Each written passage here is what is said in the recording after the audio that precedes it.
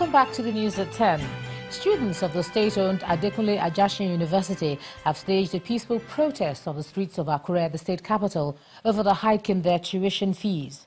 The students described the increase in the fees from 35,000 naira to about 200,000 naira as outrageous and threatened to shut down the school until the decision is reversed. Meanwhile, the university's action has been criticized by members of the Ondo State House of Assembly who say they were not consulted.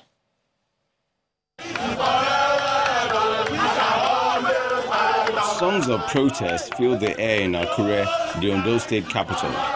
Students of the state-owned Adekunle Ajasin University have taken to the street to fight against the treatment they say is unjust.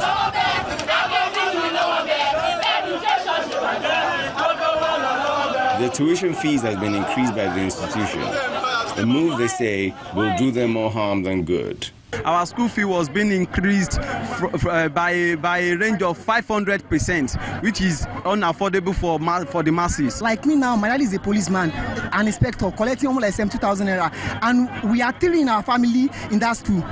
I will be paying 150. My younger brother will be paying 180. Why my sister that just gained admission 120? Well, the school says its hands are tied as no grant has come from the government in months, leaving them with no choice but to turn their financial frustrations against the students. This is a university, unfortunately, in 2016 that received for 7 months, received not one single penny subvention, not one penny. 7 months. 7 months, we received no subvention. During that time, all the savings that the university was able to save, all the money dedicated for research and innovation, everything, including some of the money that they have to pay by obligation and law, had to be used up. Wading into the crisis is the Ondo State House of Assembly, who has distanced itself from the decision of the university. Ondo State House of Assembly, in its entirety, dissociates itself from the proposed fee as announced by the Governing Council of Adekunle Ajasin University, on the ground that it negates the earlier agreement reached between the Governing Council and the Ondo State House of Assembly that before any fee is announced, that all stakeholders, particularly the Ondo State House of Assembly, have to be adequately carried along. With all opinions placed on the table, it is now left to all parties to sit and reach a financially amicable agreement that will not lead to more protests and shutdowns. The Anambra State Governor Willie Obiano is determined to restore order in market areas through an enforcement of a ban on street trading and illegal revenue collection. Effective from April the 11th, the government will be clearing roads overtaken by street traders and disorderly road transport operators in the state. Governor Obiano read the Riot Act to market leaders and residents at a meeting with stakeholders in Awka, the state capital, asking them to cooperate with the state government to clean up the state. Awka, the Anambra State capital, like much of the southeastern region, has businesses literally on every corner and many more sprouting on a regular basis. The streets are the paradise of hawkers. Most roads are taken over by men, women and youths engaged in all sorts of trade. The commercial buses and tricycle riders are another group of people contributing to the ever-increasing population on the streets. While this helps the local economies of the people, it comes with its demerits, including road congestion, environmental pollution, crime and destruction of the city's ambience. Such is the case in many parts of the town. This is worrisome for many residents who believe it does more harm than good to the ecosystem. It's for this reason the state governor, Willie Obiano, meets with market leaders, security personnel and other stakeholders to announce plans to enforce the applicable laws banning street trading. In Anambra, street trading is banned for a very long time. It's the law since over 5 years. And therefore we are going to carry out a surgical operation from Wednesday to clear people from the streets. The head of the market traders in Onitsha South commends the decision to start the process of cleaning up the state. As Onitsha, the commercial hub is almost consumed by the menace. If you come to Iweka Road, commercial tricycles and motorcycle riders have taken over completely, and we the traders in Iweka Road can't even access our shops anymore, not to speak of displaying our wares. We are not going to tolerate it. The state government says alternative arrangements are being made for traders ahead of the ban. For many traders, decongesting the streets will help them carry out their businesses more efficiently. The enforcement of the ban is scheduled to begin on Wednesday this week. Though some fear taking traders off the streets may deprive them of their means of survival, the government says the overall aim is to ensure sanity and security in the state, as well as safety of the traders who are almost always at risk of being run over by vehicles. The Cross River State Rice City project is gradually beginning to take shape following the arrival of 27 containers of automated rice seedlings equipment. Shortly after taking delivery of the equipment, Governor Ben Ayade said the state will soon begin to supply new rice to states across the country and beyond. He was speaking at the Ayade Industrial Park in Calabar, the state capital, where the Rice City is situated. Diversification appears to be the only option left for growth and development for most state economies, as governments begin to realize their potentials in agriculture, solid minerals and other sectors that could become more revenue earners. The Rice City project, situated in the Ayade Industrial Park, Calabar, is one of the steps being taken to prop the state economy. The project, a partnership between Cross River State and a consortium from Thailand and Taiwan, is already yielding results. Not only that, the state government has purchased the latest farming equipment, transplanting and harvesting machines, sorters, rice hullers, graders, cleaners, parking scales, de-stoners, amongst others. We will supply them with the seed. We will help them clear their sites. We will help them set up their farms. We will help them plant their rice. The farmers will supervise their own farms. We will buy the rice back off them. We will send it to the mill in Agoja. Ayade rice will be bagged and sold all over Cross River State. The inspection goes into the night, after which the governor sheds more light on why he prefers the farming technology being employed. Those areas where you send young people and old people to sit back in the farms and plant in a primitive, primordial, negativistic, horrible conditions are over. Cross River State will only lead with the digital examples that we're going to be starting with. And so in the next 4 weeks, we'll be demonstrating all of this. At the back of the factory, you see the swamp boogies working very hard to get all of the swamp ready for the planting. They have 2 more containers we are waiting for. Out of 27, 25 have arrived, 2 outstanding. Those 2 outstanding contains the equipment for the laboratory. The plan is for this project to reserve a lot of its job opportunities for the youth.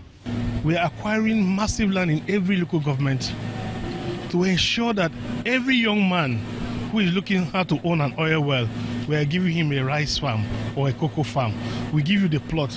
We take our own equipment, go and clear the field for you, prepare your soil for you, prepare your land for you, give you all the necessary support, own it and make money. The government says its plan for the Rice City project goes beyond rice farming. The value chain is being supported by the construction of a world-class digitized rice mill in Ogoja local government area of the state. Well, let's take a look at some business news now. Here's Anne Waudu.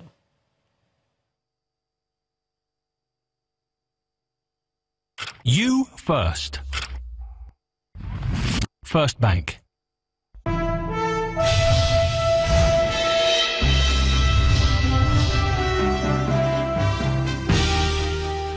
Thanks a lot, Ijoma, and welcome to Business News. The 14th series of the federal government savings bond opened for subscription today, and it will be on till Friday, April the 13th.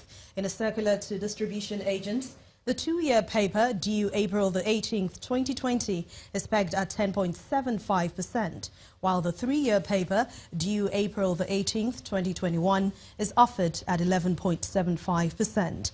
This initiative will deepen national savings culture, diversify funding sources for government, and establish a benchmark for other issuers. All applications for the monthly offer are expected to reach dealers by Friday, April the 13th. Shell Nigeria says that payments to the government increased by 19% from $3.64 billion paid in 2016 to $4.32 billion paid in 2017. Shell's annual sustainability report, which was released today, shows that the bulk of payments, which rose to $3.1 billion, went to the Nigerian National Petroleum Corporation for production entitlement. The oil giant, however, reports that crude oil theft from its pipelines in Nigeria increased by nearly 50% to roughly 9,000 barrels per day in 2017, and that's up from 6,000 barrels it was in 2016. Investors have reacted to the negative full-year earnings of cement giants. We're talking about Lafarge Africa, with the Nigerian stock market down by 0.33%.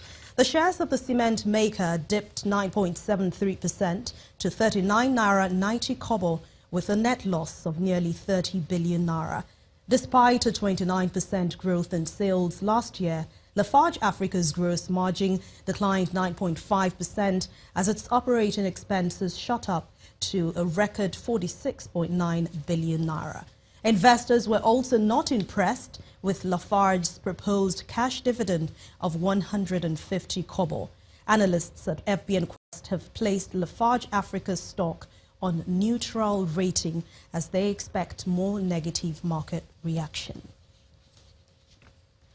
All investors lost 149 billion naira today in value at the equities market as the capitalization also weakened to 14.6 trillion naira. Let's hear more from BC Adebayo.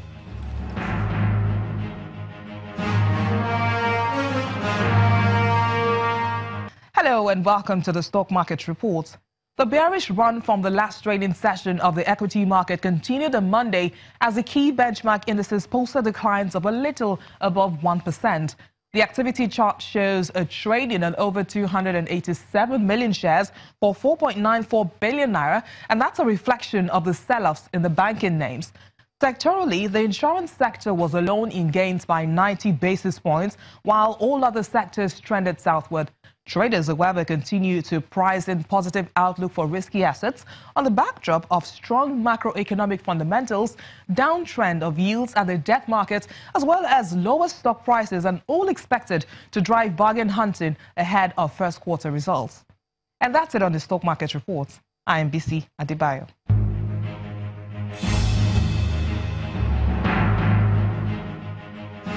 Well, thanks a lot, BC. Trade tension between the United States and China eased today, leaving positive impacts on markets across the globe. Let's check out the numbers for today.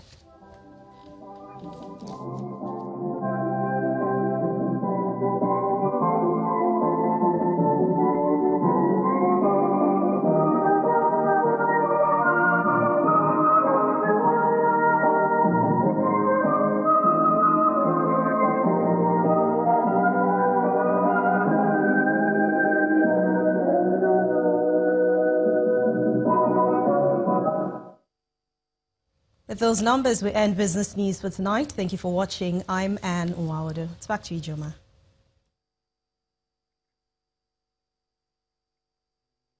You first. First Bank.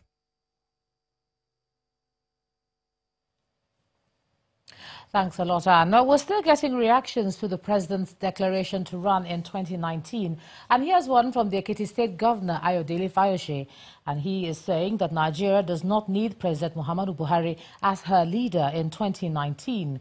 Governor Fayose described the president's declaration of his re-election bid as an ambition that is dead on arrival. Governor Fayose told journalists in Ado-Ekiti, the state capital, that if President Buhari was unable to read the handwriting on the wall and know when to call it quits, then Nigerians should show him the door in 2019 by voting him out of office. He says, quote, "That ambition is dead on arrival. We don't want Grandpa as president anymore. Nigeria does not deserve a Buhari as president in 2019, and when people don't know when to take their leave and say bye, Nigerians will show them the exit door." End of quote. Still ahead on the news at 10, Team Nigeria win 2 silver medals on day 6 of Commonwealth Games in Gold Coast, Australia. And that's on sports. Please stay with us.